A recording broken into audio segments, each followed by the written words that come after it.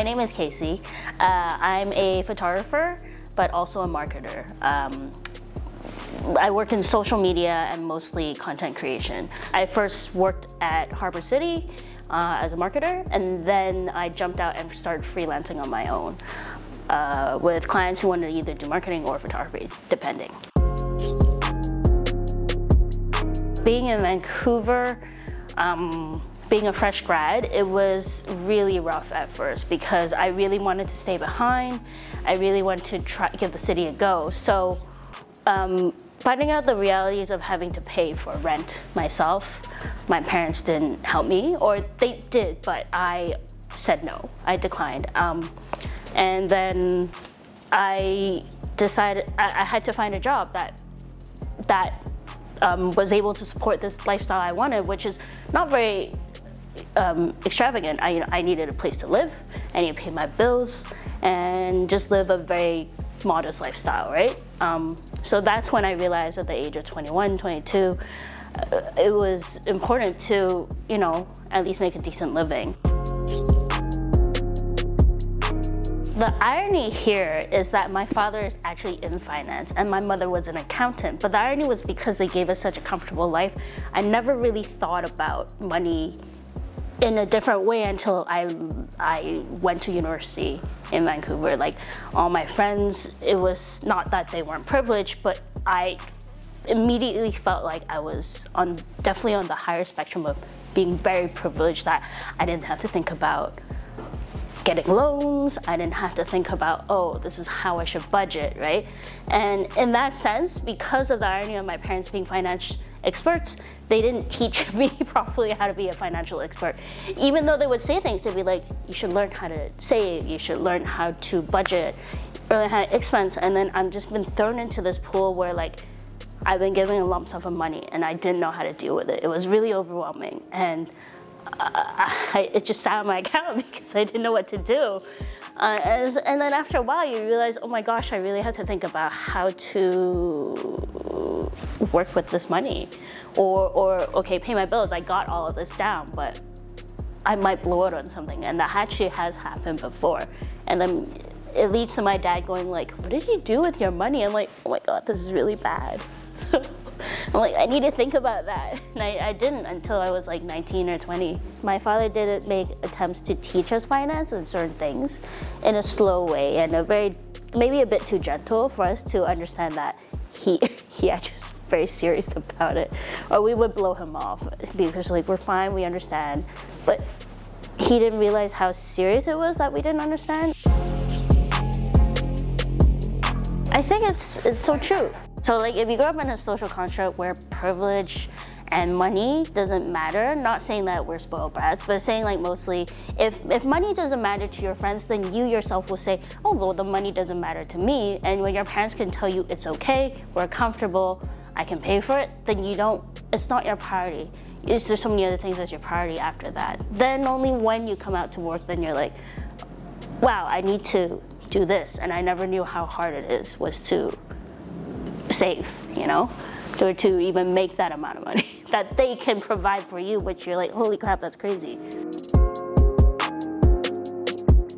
Hong Kong as a whole, we're a city that's all about talking about finance and money, But at the same time, because money is such a sensitive topic, especially in Asian culture, we're too embarrassed to talk about it. We don't want to talk about how much we make, how much rent you pay. We think it's rude. I'm like, if other people can do it, why can't we? Like, we should all talk about how we should save together, or like right now, me and my friends are actually on WhatsApp having a conversation about what kind of stocks to buy, and no one knows what they're doing, but they're trying, and that's a starting point.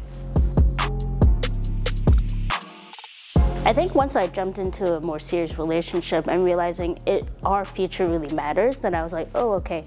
How much do we need to build a life together? How much do we need to be comfortable together? And based on what I'm currently doing and what I'm currently making, how do I separate my fun time expense and how do I separate my saving expense? And obviously at first it was like, because I'm an artist, I'm a creative, to me that's like, money is like a bubble. I was like, I'll put it in my account and I'll save. That's life, right? But I realized over time I need more than that. And not only was that, it was like saving for a wedding, which didn't happen because of COVID, which is a blessing in disguise, not because I don't want the wedding, but mostly because it was a blessing in disguise. It taught me, okay, what do I need to do to save better? And what kind of jobs did I need to pick up while freelancing? Because I'm on a retainer and then I also pick up jobs on the side. How do I make every little bit of these retainers count on my savings then? So we sit down, me and my partner, we have very honest conversations about money because I was so bad at it, and she is so much more detailed about her expensing, about what she's saving every month. And she used to be in finance until she got into the wine industry, but that foundation really helped her, whereas I'm just I'm a bubble. But you know what? It works out for us because then she teaches me all these things. Yeah, and now I'm in a much, much better place.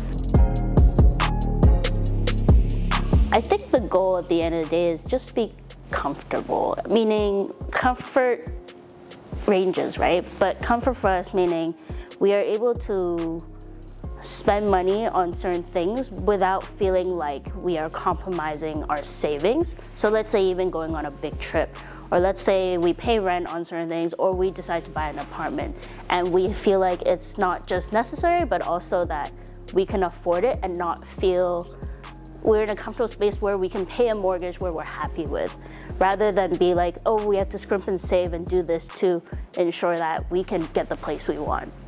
Or even because we don't know if we're moving anywhere yet. So even if we're just paying rent and we're comfortable paying a certain amount for a very like nice place or something like that.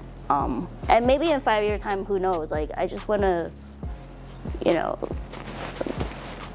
be able to take photos and not feel like I have to compromise my pay for what I do, which I think currently a lot of us have to do. We compromise our pay for our passions, right? I find it really hard in Hong Kong to save, to create a business where, for someone so financially unsound like me on certain levels, I find it really hard to save and consider even taking a loan from the bank to build my business. So maybe that is something I can pocket out of myself, and I would really rather that because taking loans terrifies me. So if I can make more money to be able to finance my own business, that would be amazing actually. We don't want kids, so that's perfect. My furry child, maybe I'll have 2 more. I love them. So yeah, I'm not worried about that. Yeah, but yes, I think having a home and a stable environment is having a roof over your head is so important because a lot of people don't have that. So if I can even just get that done and not to worry with, I'm fine.